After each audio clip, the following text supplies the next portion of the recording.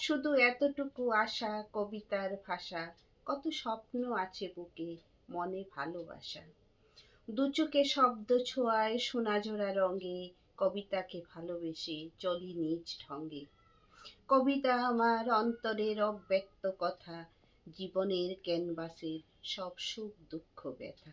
কখনো স্বপনে এসে রঙিন জলছবি আঁকে, কখনো বা বাস্তব প্রকট করে জীবনের মাকে।